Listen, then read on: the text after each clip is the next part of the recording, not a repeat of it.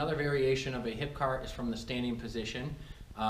The way that gravity reacts, it's going to put a little more emphasis on the hip flexors and adding a challenge to rotation in hip flexion. So by doing it in the standing position, not only are you going to aggressively be working that outside leg that's going to be doing the movement, but you also have to work aggressively on the planted leg that's going to be stabilizing, because it's going to keep your pelvis in neutral. So I always tell people that you want to lock out that leg but not hyperextend it by flexing your quad and squeezing your glute.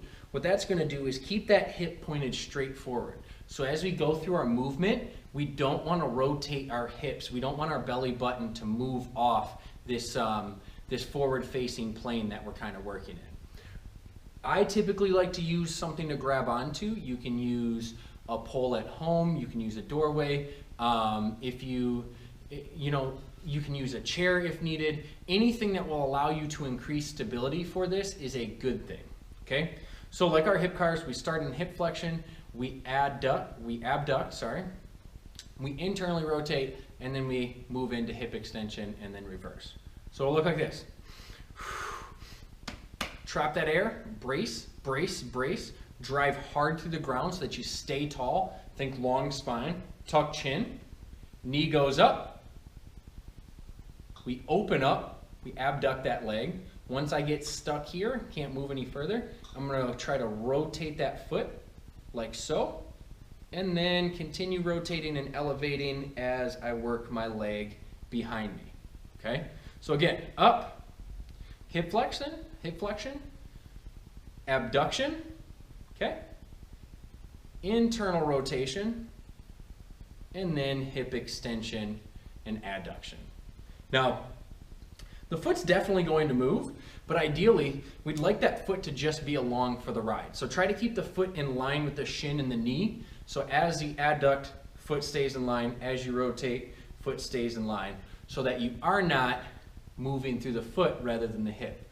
That being said, I do want you to dorsiflex the foot, pull those toes up, so that you get a good hard contraction through the front of the leg.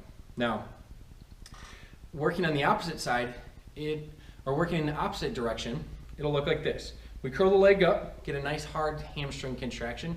We're gonna push that leg back without shifting the weight. We're gonna open the leg up first and foremost, maintaining core tension, maintaining tension through that planted leg. Once I get stuck in that abducted position, I'm gonna externally rotate like so, hip flex, swing in. So once again, curl, get the hamstring, extend the hips, squeezing the butt as hard as you can, abduct with that glute still engaged, externally rotate, hip flex, bring it around.